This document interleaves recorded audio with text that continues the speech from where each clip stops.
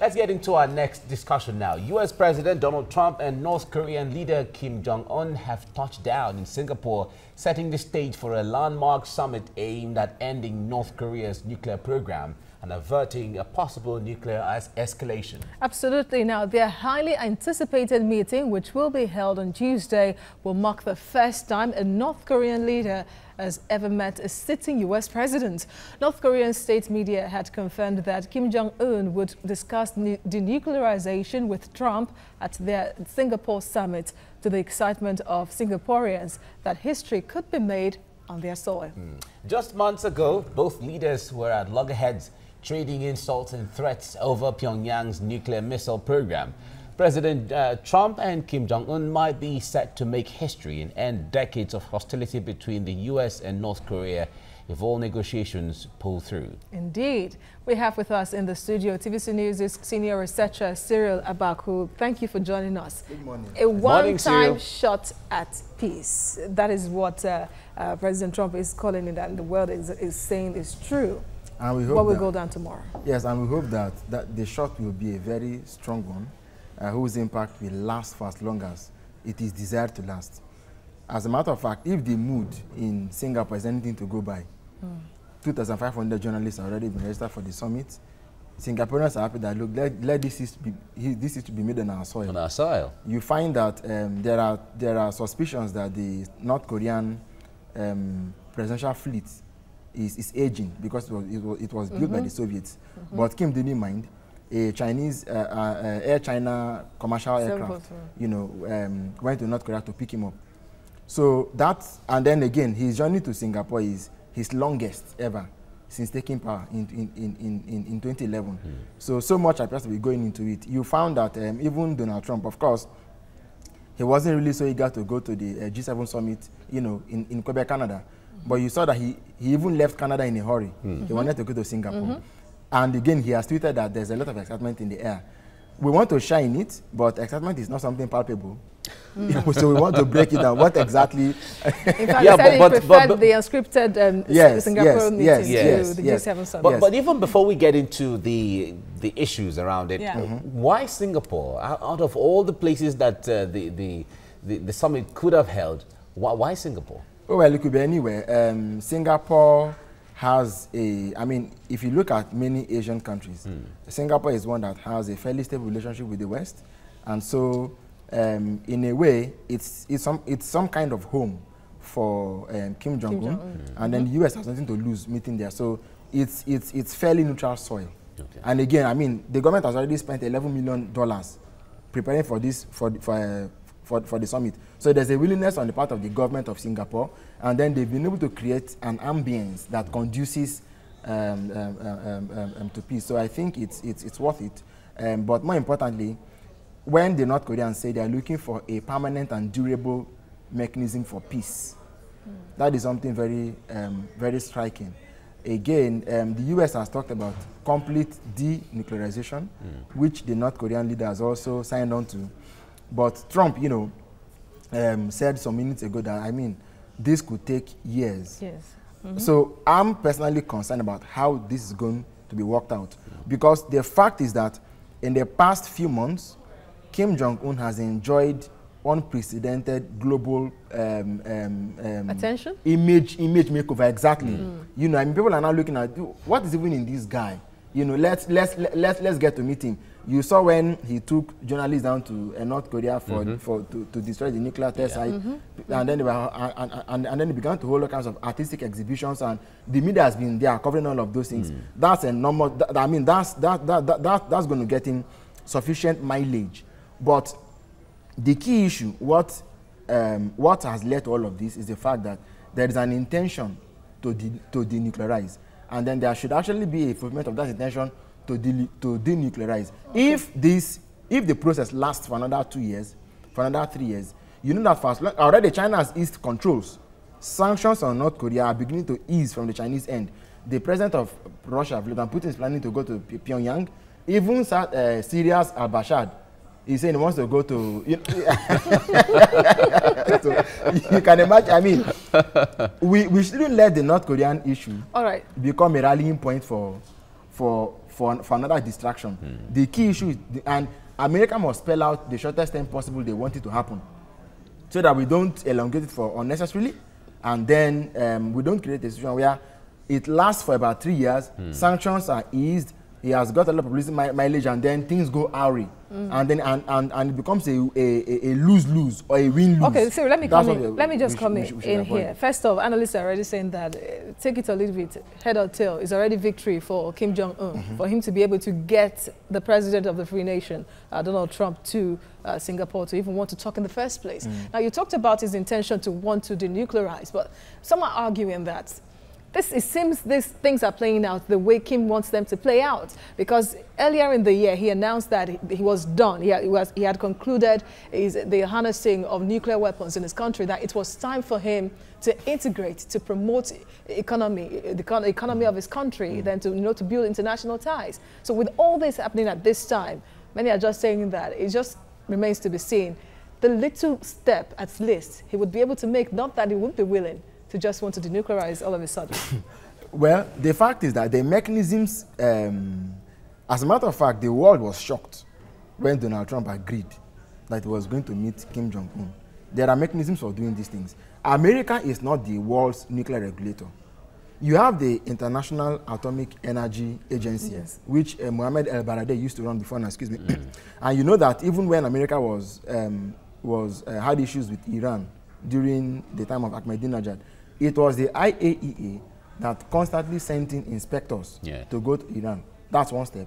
You have the UN. You have the non-proliferation treaty that was signed several decades ago has representatives. You could have gone through all of these mechanisms. The UN will step in, and so on. They could also, okay, these are the terms, the broad terms for what, if you want to really denuclearize, this is the broad terms. It shouldn't just be seen as if the US is going to secure. We understand how Trump, the personality of Trump, and again, the position of the US as some sort of unofficial watchdog of the world and so on. So, I don't think Trump should have rode on that wave as far as he has gone. He should have let other mechanisms play out a bit. But somehow it was Trump that got Kim Jong-un out like this, that drew him out in the first place, with all the arguments online between the two leaders. Well, don't make me sympathizer of Trump. Okay. I know where I stand on these issues, but the fact is that there is a way things should be done. Otherwise, you can't tell me at the height of the altercation, the North Korean leader was calling Trump's bluff, and even if he had not come out, nothing would have happened. But the fact is, he's coming out, okay? But Trump has said it was part of the pressure they mounted on North Korea. Do we recall that just a few weeks ago, the North Korean government said that, look, the America was fouling the mood, was ruining the mood by saying that it was their bellicist foreign policy rhetoric against North Korea that was bringing them to the table. As a matter of fact, they now canceled the joint meeting with South Korea and said that even the US will have to examine itself to know whether this whole thing was. And that led to Trump writing a letter cancelling the exactly. Summit. And then, but here we are now. Back on the table. The first thing Trump said was, "Oh well, if it happens, it happens." That was a man that was giving up, because for a non-pacifist to be saying if it happens, it happens, it means that he had actually given up before he now wrote that letter, perhaps as a face-saving measure. So you look at it, they put it side by side. Up until now, we don't know what Pyongyang is attempting to gain. But my worry is that they are having a direct go at Washington. There should have been other safeguards and other checks to properly ascertain what exactly does the North Korean leader want. And to make sure that a country like China also sign on to say, look, because North Korea is more or less a client state of China. Absolutely. After they switched their allegiance from the Soviet Republic, when the Soviets, desovietized, yes. And then, so the fact is that, look, everything South Korea has been doing with China has been something that America has signed off on. You can't tell me that the North Koreans don't have a hidden agenda somewhere. But why do you think they would have a hidden agenda? Why do you think? Because it is the same concern that American security agencies have, and they feel that most of them, from the analysis we have listened to, and a lot of them we have followed, in fact, not up to 3% of them feel that North Korea is coming to the table genuine and with clean hands. They feel there's still something somewhere. For the sake of historical evolution, let us say that the Soviet Republic also broke up. Was it because Ronald Reagan said, Mr. Gorbachev, break down this wall? Was it because he said it? I don't know, but it happened. He said it and then it happened. Let us say that first things first. As it is right now, Kim Jong-un appears to be in the good books of a lot of people, at least mentally. He's a mental favorite. I mean, people are, for the first time, the world has a chance to take close pictures of him, to look at him, to examine him, to say, who is this phenomenon, as a matter of fact. This is a country that is the world's first hereditary communism, where a father hands over to his son. It didn't even have another Stalin. I mean, it didn't have, it's the first of its kind, okay? So him coming out, and of course, you know, this man is not even up to 40 years. Him coming out and saying all these things before this meeting that's going to happen today, you know, before he even landed, before he came to Singapore, the summit he cancelled with South Korea already went on, and they had a good time talking. They had a good time discussing.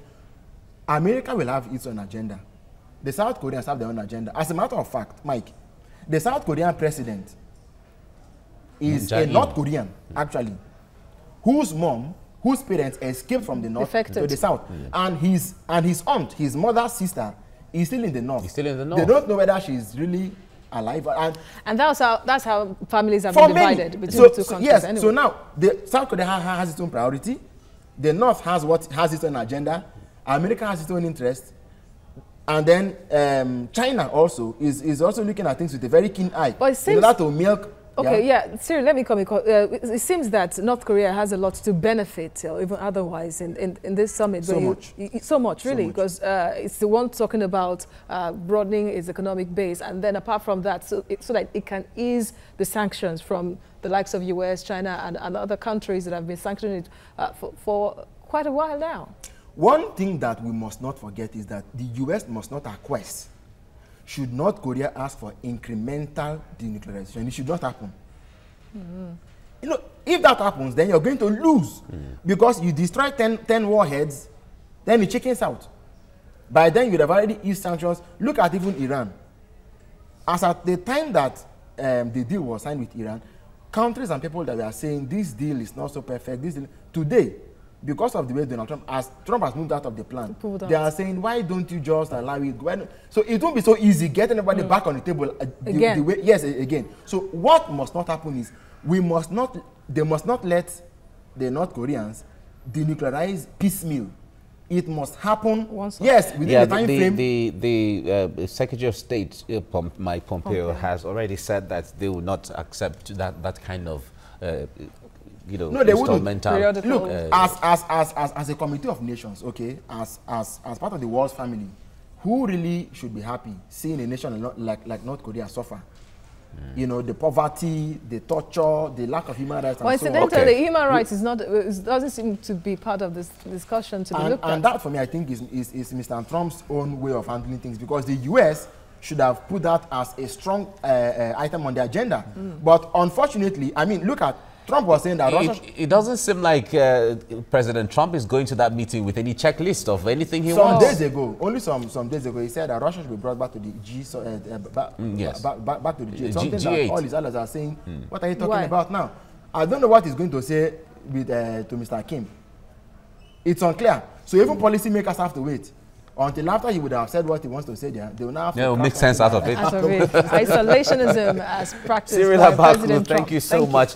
Well, we'll be looking forward to the meeting. The outcome of whatever they discuss is going to be tomorrow at 9 a.m. local time.